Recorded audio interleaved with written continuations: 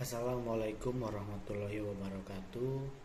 Perkenalkan, nama saya Rilio Prima, mahasiswa manajemen dari Universitas Islam Indragiri yang berada di Tembilahan, Kabupaten Indragiri Hilir, Provinsi Riau. Di sini saya akan sedikit menjelaskan apa itu tentang komunikasi bisnis, unsur, tujuan, teknik, dan jenisnya.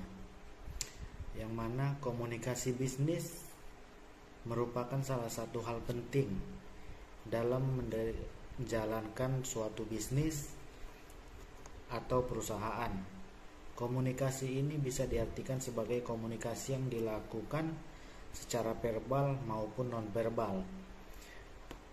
Komunikasi bisnis adalah pertukaran informasi, gagasan, pendapat, instruksi yang punya target tertentu yang dihidangkan secara personal maupun interpersonal melalui lambang atau sinyal tertentu.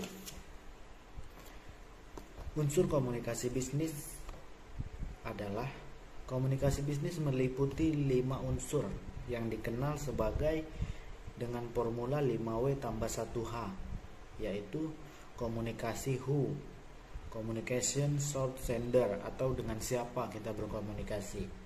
Kemudian pesan, says what message, apa yang ingin disampaikan atau pesan apa yang ingin dikomunikasikan kepada lawan bicara. Kemudian ada media, in which channel atau media yang memberikan suatu informasi untuk menyampaikan suatu komunikasi atau informasi tertentu. Kemudian communication to whom atau untuk siapa komunikasi ini dibuat, untuk siapa komunikasi atau informasi ini diberikan. Kemudian ada effect, impact, influence atau apa dampak setelah memberikan suatu informasi kepada halayak ramai, apakah memberikan hal positif dan hal yang lebih baik untuk kedepannya. Tujuan komunikasi bisnis.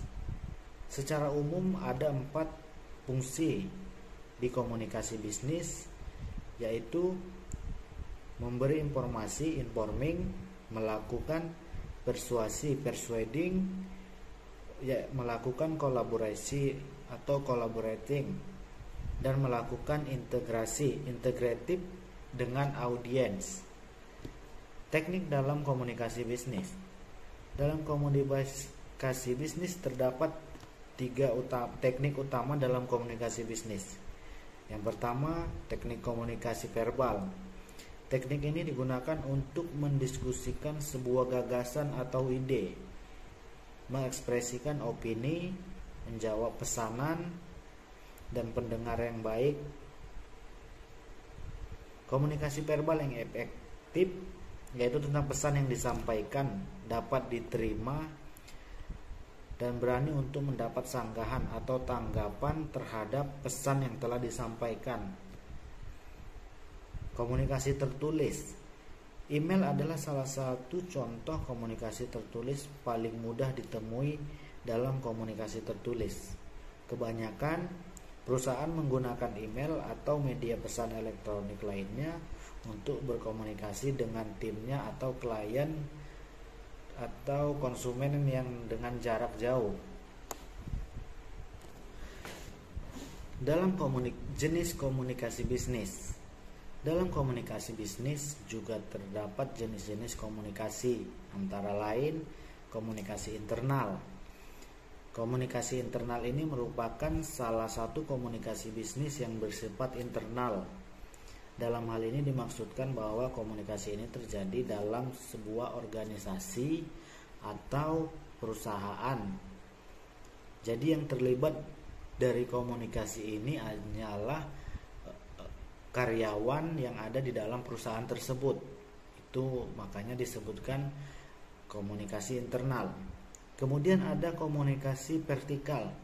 Dalam komunikasi vertikal ini biasanya dilakukan antar tingkatan kepada senior, junior, dan seterusnya. Kemudian ada komunikasi dari atasan pada bawahan. Jenis komunikasi ini juga termasuk komunikasi internal, akan tetapi juga memperhatikan tingkatan atau jabatan pada sebuah organisasi tersebut. Komunikasi ini merupakan salah satu jenis komunikasi bisnis yang sangat penting, di mana komunikasi ini dilakukan oleh seorang pimpinan kepada karyawannya untuk menyampaikan sesuatu hal yang penting bagi perusahaan tersebut.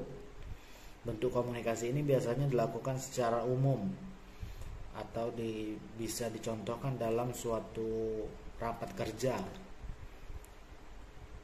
Kemudian komunikasi dari bawahan ke atasan.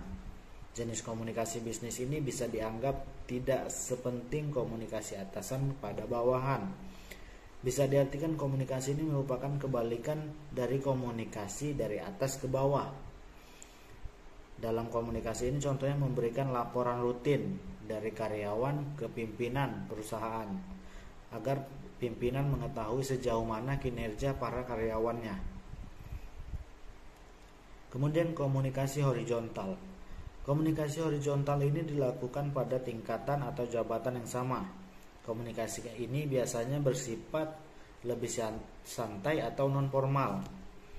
Komunikasi ini tidak perlu memperhatikan kaidah dan bisa dilakukan dalam bahasa sehari-hari, yang artinya kita berbicara sebagai bahasa normal, tidak perlu menggunakan bahasa non-formal seperti saya, Anda, dan sebagainya.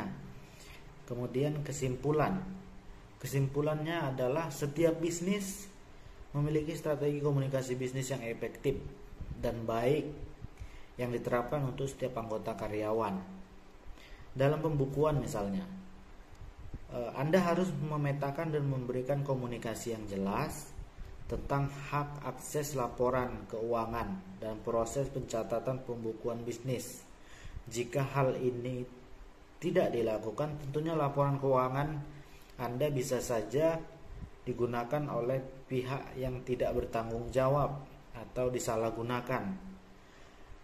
Demikian yang bisa saya berikan sedikit informasi tentang komunikasi bisnis, tujuan dan jenis-jenisnya. Semoga informasi yang sedikit ini bisa menambah sedikit wawasan bagi para pendengar maupun yang menonton video ini. Terima kasih sebelumnya. Saya dari mahasiswa manajemen Universitas Islam Indragiri mengucapkan terima kasih. Salam sehat dan sehat selalu. Pekon hebat, Unisi berjaya dan gemilang.